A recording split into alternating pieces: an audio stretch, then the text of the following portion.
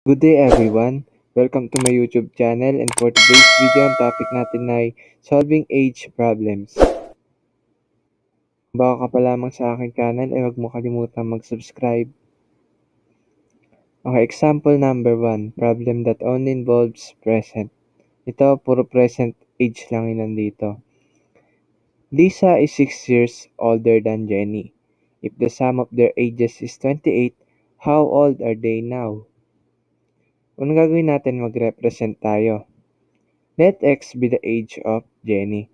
Sa akin, ang ginagawa ko, yung katabi ng Dan na pangalan ay yung nire-represent ko as X. Tapos, yung si Lisa naman ay X plus 6 kasi mas matanda siya ng 6 na taon. Bale plus 6. Kung mas bata naman siya, minus. Ganon. Then, equate na natin. Sabi daw, yung sum daw ng ages nila ngayon ay 28. Bale, x plus quantity x plus 6 is equal to 28. Then, isolve na natin. X plus 6, ang sagot ay 2x plus 6. Tapos, yung plus 6, ilipat natin sa kabila, magiging negative 6. 28 minus 6, ang sagot ay 22. Tapos, ang sunod natin gagawin dito ay i-divide natin both side by 2 para ma-cancel tong 2 at maiwan yung x.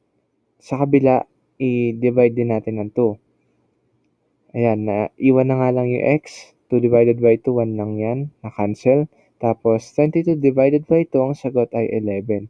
X is equal to 11. Ngayon, nakuha na natin yung value ng x. At maisasub na natin dito. Bale, ang edad ni Jenny ay 11 years old. Tapos, ang edad naman ni Lisa ay 17 years old. Tapos kapag chinek natin, 11 plus 17, ang sagot ay 28. Tama. Ito naman, example number 2. Problem that involves present and future or past. Dito ay merong present age tapos future or past. Okay, dito. Dayun is 5 years younger than Cheyang. In the next 2 years, Cheyang will be twice as old as Dayun. How old are they now? Mag-represent muna tayo. Let X be the age of Cheyang. Gaya nga na sinabi ko kanina, yung may Dan ay yung ginagawa kong X. Tapos, mas bata daw si Dayon ng 5 years. Bale, minus 5. Then, maggawa tayo ng ganitong presentation. Present age nila ay si Cheyang ay X, si Dayon ay X minus 5. Tapos, sa susunod na 2 taon, nilagyan ko dito plus 2 kasi parehas silang madadagdagan ng 2 ng 2 taon. Si Cheyang, X, dinagdagan natin ng 2, naging X plus 2. Si Dayun, X minus 5, dinagdagan natin ng 2, naging X minus 3 na siya. Then, ang sunod ay equate na natin. Sabi daw, sa next 2 years, Cheyang will be twice as old as Dayun. Bale, dito tayo titingin. Sa next 2 years, yung edad daw ni Cheyang ay doble ng edad ni Dayun. Kaya ang nilagay ko dito ay, ito yung edad ni Dayun, di ba? X minus 3. Tinimes natin sa 2, dinoble. Tapos equal siya sa edad ni Cheyang. Then, isolve na natin yan. X minus 3 times 2, magiging 2x minus 6. Tapos, dito, yung positive 2, ilipat natin sa kabila, magiging negative 2. Then, negative 6 minus 2, ang sagot ay negative 8. Tapos, sunod natin gagawin ay itong 2x ay lipat naman natin sa kabila, magiging negative 2x. X minus 2x, ang sagot ay negative x. Negative x is equal to negative 8. Then, sunod natin gawin ay i-divide natin both side by negative 1 para makancel tong negative na sign dito ng x.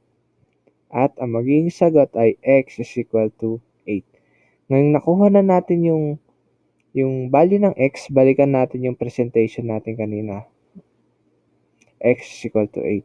Bale, ang edad ni Cheyang ngayon ay 8 years old. Tapos ang edad ni Dayon ay 3 years old. Nakuha na natin yung hinahanap, how old are they now. Pero i-check natin kung na-satisfy ba natin yung condition na nandito. Ito yung edad nila ngayon, 8 at 3. Sa susunod na 2 taon, ang edad na nila ay 10 at 5. Kung papansin nyo, tama yung edad daw ni Cheyang ay doble ng edad ni Dayon, 10 at 5. Okay, example number 3.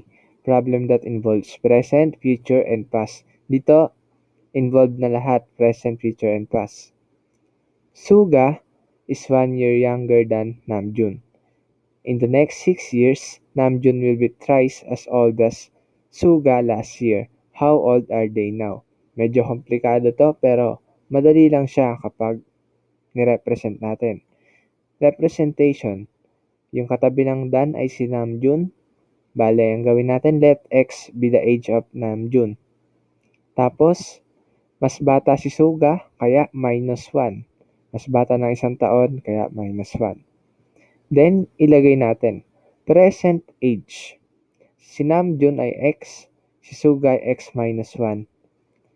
Yung age nila last year, kasi dito may nakalagay na last year, kaya lalagyan natin ng last year, mabawasan natin ng isa, parehas, minus 1. X, naging X minus 1. Yung X minus 1, naging X minus 2. Tapos, yung kabila naman yung sa future. Age in next 6 years.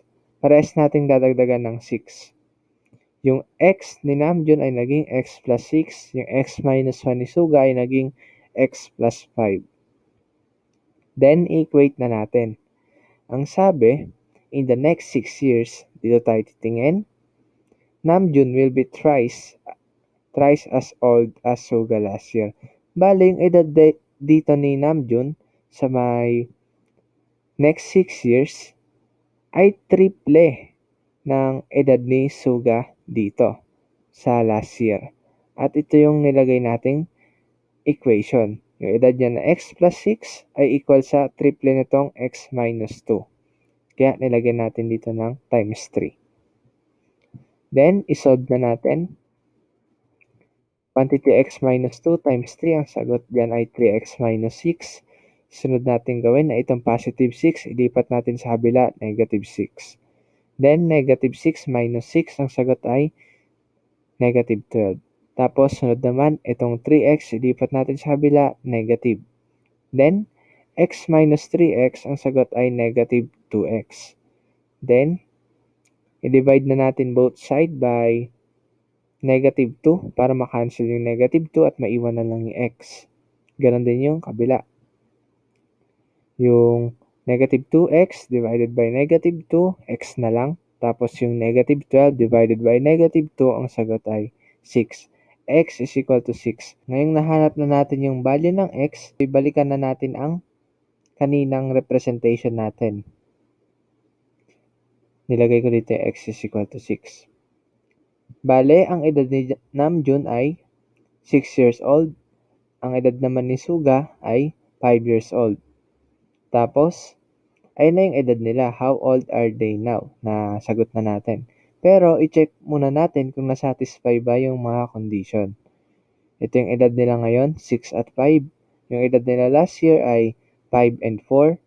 Tapos, yung edad nila sa susunod na 6 years ay 12 at 11. Tapos, ang sabi daw ay yung edad dito ni Namjoon sa next 6 years ay triple ng edad ni Suga last year. Ito ay 12 at ito ay 4.